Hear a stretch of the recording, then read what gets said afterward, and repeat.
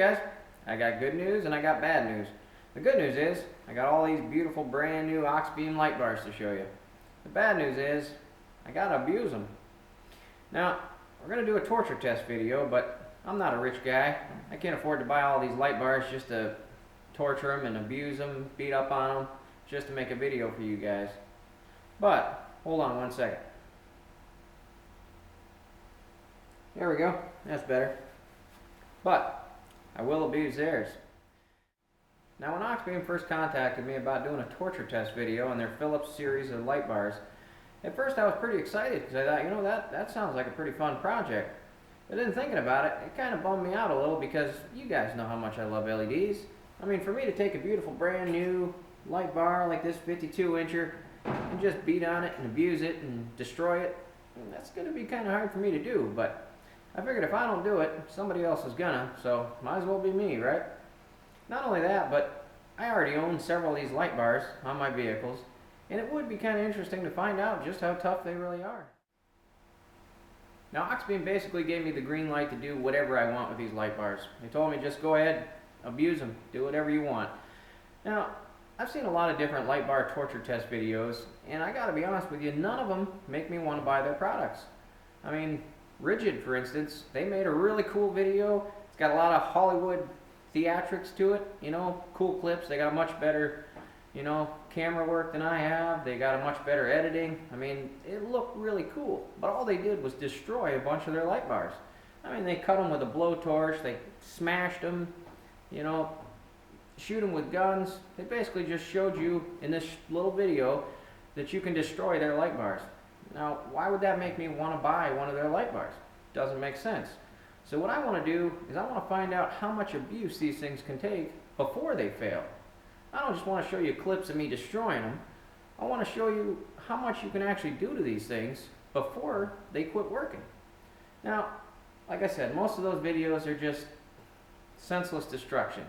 But I actually want to do something that actually makes sense and shows you that these are pretty tough, durable light bars.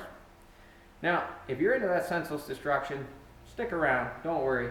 I'm sure a couple of these, at least one of these light bars is going to end up with some bullet holes in it, and who knows, we might even blow one up. So, stick around for that. Now, like I said, I want to do some more practical, real-world scenarios. You know, for instance, all these light bars are waterproof rated. Let's find out how waterproof they really are. You know, everybody complains about getting water behind their lenses and, you know, water in their light bars. Let's test them, see how waterproof they are.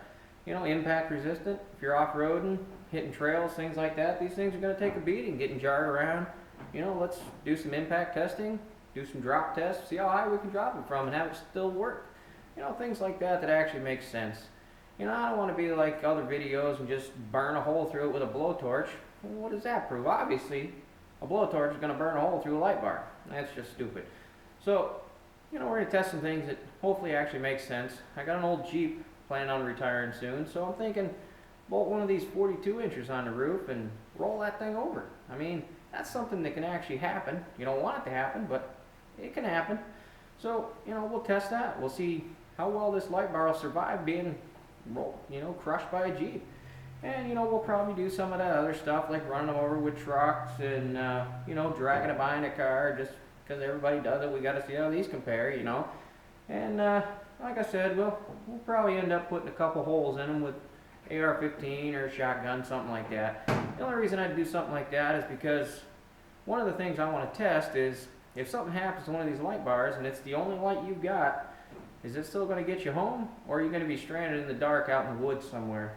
So, you know, we might put some rounds in on one end, shotgun, AR-15, something like that, just to test if you get some damage at one end of this light bar, is the rest of it still going to work to get you home, or is the whole thing going to go out? You know, we'll test stuff like that. And like I said, we'll probably get around to blowing one up for a grand finale, just because it's cool. And if it survives that, then you know you want one of these things.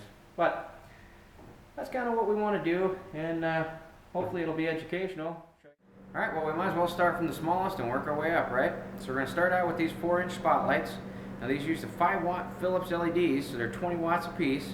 These are unbelievably bright, perfectly round spot beams, especially for their size. Really cool lights. Kinda hate to mess them up, but guess we gotta do it. Alright, we're going to start this torture test out with a scenario that could possibly happen. Let's say you order a nice sweet new set of Auxbeam spotlights for your plow truck. You're out in your garage installing them, you get the holes drilled, get them all mounted where you like them. You're just about to tighten the bolts and you hear this yelling. Hey, you been cleaning your guns on the kitchen table again? Get in here and clean up your mess. Yes, dear. You go in, you do your honey-do list, and you just don't feel like going back out. Next morning, you wake up, there's a foot of snow, big winter storm. So you go out, you get in your truck, you start plowing. End of the day, you notice your brand new spotlights are missing. They vibrated loose, you plowed them into a snowbank somewhere. So it's already dark now, can't find them now. And I guess you'll have to go out and try and find them tomorrow. And by some miracle, you manage to find the snowbank you plowed them into and you dig them up. Are they still going to be okay? Let's find out. Alright, so let's go ahead and pack these things in the snow and see what happens.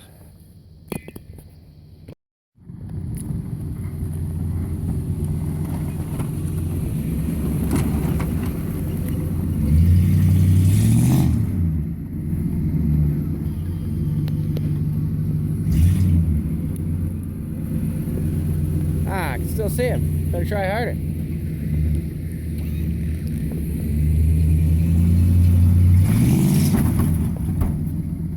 That ought to do it.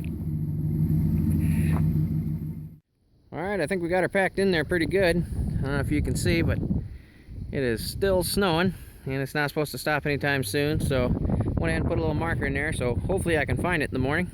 We'll go ahead and dig it out and see how they held up. Alright. I can just barely see my stick. Guess I'll get digging.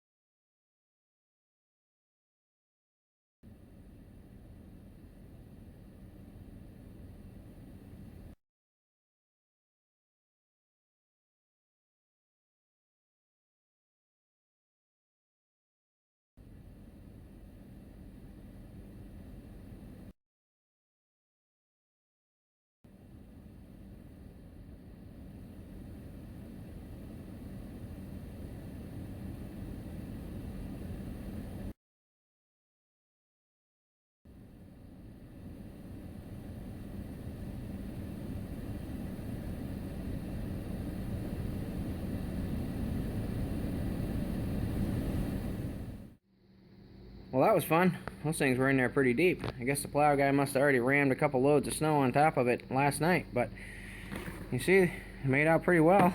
No moisture behind the lens or anything. That's all just on the outside. Same with this one. Still pretty dry. This one did get the wire cut from the plow, but that's just from the plow blade. Probably ran over it a little when he was ramming it up in the snowbank, but other than that, they're still working. Wonder what would happen if we dunked it into some hot water while it's still about 9 degrees. Alright, let's see how it can handle an extreme change in temperature from that 90 degrees outside to a nice bucket of hot water. And these are supposed to be waterproof lights after all, right? If you can see the steam rising off there or not, but the camera's not really focusing on it, but you can tell it's definitely warm.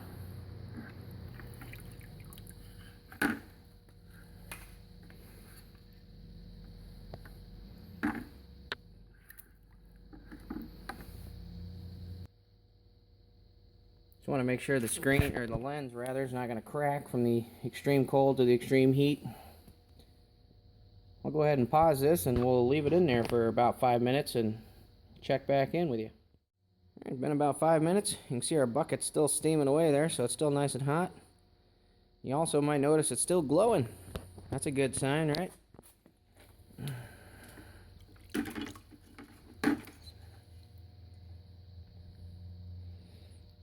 Still no signs of water behind the lens. It's pretty cool. Even coming from freezing cold. Like I said, it's 9 degrees Fahrenheit. Not sure what that is in Celsius, but for you guys elsewhere. But yeah, from extreme cold to probably 200-degree water. That's pretty good. And I guess it wouldn't be a thorough test if we didn't dunk the other one. This is the one with the cut wire.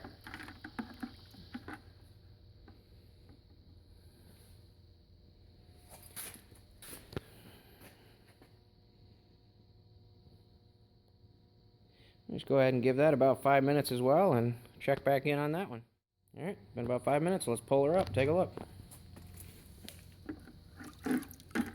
Obviously you can tell it's still on, so that's definitely good. And I can't see any sign of water behind the lens on this one either. That's pretty cool. Alright, so what's the moral of the story here? Well, I guess if you forget to tighten up your lights, you plow them into a snowbank, leave them there overnight in 90-degree weather buried in the snow, and bring them in and want to heat them up in a bucket of hot water. Hey, might as well. They're good lights, they can take it. Alright, here's another scenario that could definitely happen. Let's say you're a circus clown who loves to juggle LED light bars. Let's give it a try. I didn't say you were a good clown. Let's try again.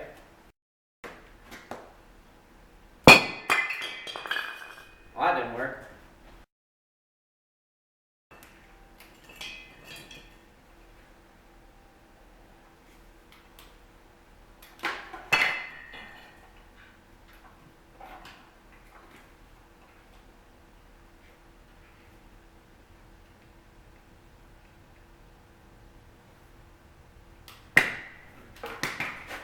Passed the drop test. Well, you can see they definitely took some damage. Got a little bent up. Lost a little bit of paint, but I'd say they're circus clown approved. Let's see about dropping them from a little bit higher.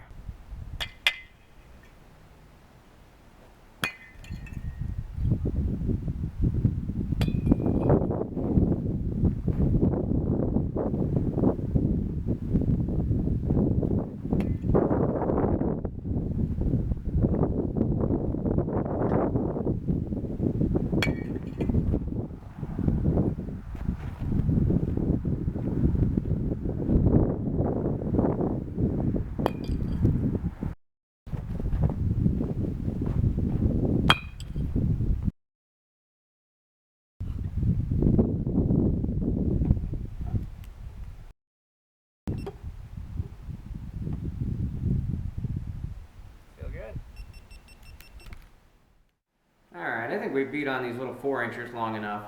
Our building's 20 foot tall, and I guess I was getting it about 5 to 10 foot taller than the building when I was throwing them. So, you call that a 30-foot drop test. They both still work. That one. That one. I'd say they're pretty tough.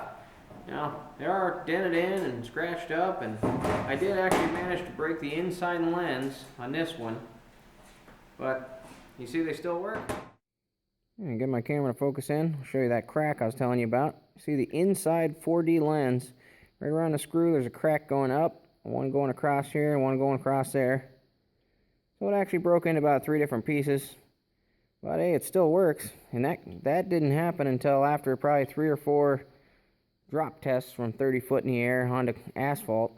And that asphalt looks white, but it's not light fluffy snow. It's a sheet of ice from all the plowing we've been doing. So it's still plenty hard. You can see all the dings and dents in there, and knocked the paint off. And he said after a few drops from that high, we did manage to break that lens, but hey, it still works. Still gets you home. So even if you take a beating out on the trails, it's still going to work to get you back home.